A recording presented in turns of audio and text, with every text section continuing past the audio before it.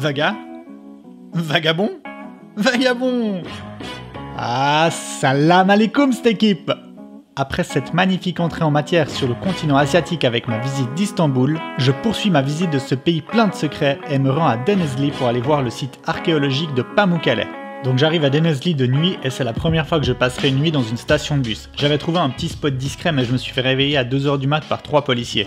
Je leur explique gentiment que je suis un touriste et ils me laisseront pioncer quelques heures de plus. Plutôt sympa. Pamukkale c'est unique, c'est un site naturel où on peut se baigner dans des piscines thermales. Il y a plein de petites terrasses, c'est très stylé. Hierapolis, c'est la cité romaine qui jouxte l'endroit. Bon, moi comme un gros blaireau, j'ai pas check la météo.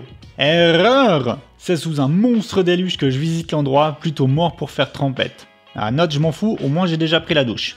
Je me suis ensuite rendu à Dalian, sur la côte, histoire de profiter un peu de la plage et admirer des tombes lycéennes, et la cité romaine en ruine de Konos. Petite étape très sympa. La news du jour qui me refroidit un peu, c'est que j'apprends qu'il y a eu un attentat à Istanbul aujourd'hui, sur une des rues où je me trouvais 2 jours plus tôt. Définitivement, c'est mieux que j'évite les grandes villes ces temps.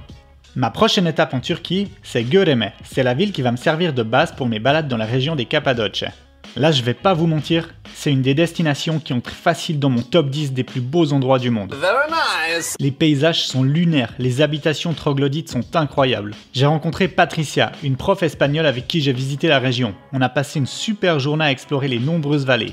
Et on avait prévu d'admirer le coucher de soleil à Uçhisar. C'est une sorte de citadelle qui surplombe la région. Nos plans ont changé quand on a rencontré Yassar et Hussein. Les deux mecs, c'est un peu les Laurel et Hardy ottomans. Ils étaient en train de taper l'apéro sur leur coin de jardin. En nous voyant passer, ils nous ont fait des grands signes pour qu'on se joigne à eux. Alors évidemment, on les a rejoints. Aucun des deux parlait anglais et ni moi ni Patricia on parlait turc. Mais bon, avec quelques sourires, des mimes et quelques verres de rakia, on aura refait le monde comme si on se connaissait depuis toujours. On poussera le délire en allant visiter la fabrique de Hussein. Bon, lui, j'ai jamais capté ce qu'il vendait, puis celle de Yassar. Yassar, lui, il vend depuis 4 générations des enseignes lumineuses. La classe. On aura même droit à un petit concert où sa fille et son fils nous feront une démo de luth et de tambour. Vraiment sympa comme moment de partage. Après environ 112 000 photos, ils nous reconduiront à Göreme. Putain, ça c'était de la bonne journée. Super rencontre, les Turcs sont incroyablement accueillants. Je bouge ensuite en direction de Karadut pour une petite randonnée de 14 km au Nemrut Degi pour aller voir le tumulus où repose Antiochos, un ancien roi grec. La balade vaut la peine, personne en cette saison, l'endroit est mystique, la tombe n'a pas été fouillée, les immenses statues, bien qu'endommagées par le temps, sont toujours les gardiennes du lieu. Mention très bien pour le Nemrut Dagi si vous voulez visiter un truc en dehors des sentiers battus en Turquie. À ce moment-là de mon voyage, j'avais encore en tête de descendre à Gaziantep pour me rendre en Israël, puis en Jordanie.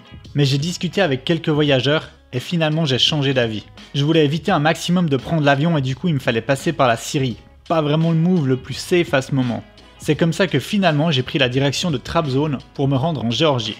En route, je me suis retrouvé bloqué toute une journée à Kata, une ville paumée et sans intérêt, où je devais attendre un bus. C'est la première ville où j'ai senti une grosse différence au niveau de vie entre l'ouest et l'est de la Turquie. C'est vraiment une région pauvre ici, et à peine descendu du bus, j'ai été accueilli par une ribambelle d'enfants en guenilles qui braillaient « Touriste, touriste !» et qui me sont tombés dessus avec une brosse et du matos pour cirer les godasses, histoire de se faire quelques sous.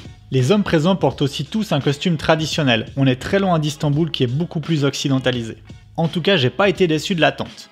Vu que j'avais du temps à tuer, j'ai fait réparer une veste chez un tailleur local, qualité turque, vraiment la classe. Puis je me suis fait inviter à boire le thé avec un groupe d'hommes qui jouaient à une sorte de domino.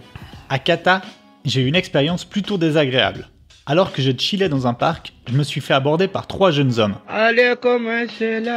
Ils devaient être un peu plus jeunes que moi. Les 3 mecs, tu voyais tout de suite qu'ils avaient pas fait la Sorbonne quoi, les vraies têtes de winner du coin. Avec leurs 2 mots d'anglais, ils ont directement abordé le sujet de la religion. Nickel pour te mettre bien à l'aise. Ça a pas fait long avant qu'ils me sortent des trucs du genre « L'islam c'est la meilleure des religions, qu'il fallait que je me convertisse, et blabla bullshit bla ». Moi qui suis pourtant hyper tolérant, ils ont vite réussi à me saouler. Bref, les 3 mecs se rapprochaient de plus en plus de moi, ils étaient agités, ils dégageaient vraiment pas quelque chose de bon ces types. Et à un moment donné, le plus bête d'entre eux, il s'approche de moi et me serre son front contre le mien. Et là, les 3 gus se sont mis à psalmodier en arabe en me fixant droit dans les yeux. Putain, j'en revenais pas quoi, les mecs ils essayaient de me convertir. Bref, là les zozos ils avaient clairement atteint la limite de ma bienveillance et de ma patience. Je les ai repoussés méchamment et je leur ai gueulé dessus en français, ça fait toujours son petit effet. Nom de Dieu, de putain de bordel de merde, de saloperie, de connard, d'enculé de ta mère. Là, d'autres hommes qui étaient dans les environs se sont agglutinés autour de nous. Heureusement, c'était pour me venir en aide, et un des gars arrivé, il a direct enlevé sa sandale pour donner des coups aux 3 bulots qui m'importunaient. Ils ont pas fait long avant de prendre leurs jambes à leur cou. Enfin, c'était n'importe quoi. Mais c'était un peu triste d'avoir été le témoin de ce genre de truc. Donc kata, moyen quoi. Ça aurait pu tourner à la... catastrophe. Vous couperez ça, hein. J'arriverai sans autre anicroche à Trabzon, ville aussi moche que proche de la prochaine étape de mon voyage, la Géorgie. La Turquie, j'ai vraiment kiffé comme pays. Les gens sont ultra sympathiques à la plupart des sites que j'ai visités, comme Pamukkale, Dalyan, Karadout et les Cappadoces. C'est vraiment des endroits uniques et j'ai jamais revu quelque chose de similaire dans les années de voyage qui ont suivi mon séjour en Turquie. Donc la Turquie, n'hésitez pas, c'est un gros post-bleu mon ami.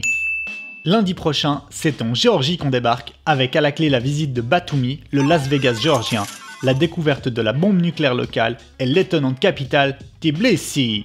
Passez une vagabonde semaine, à plus l'équipe, ciao.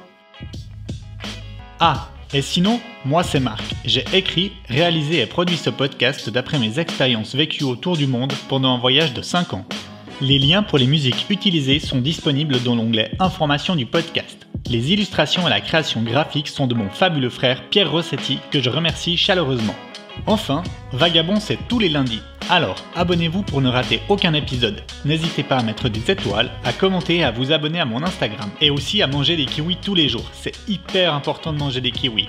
Voilà, merci, bisous et à plus l'équipe, ciao.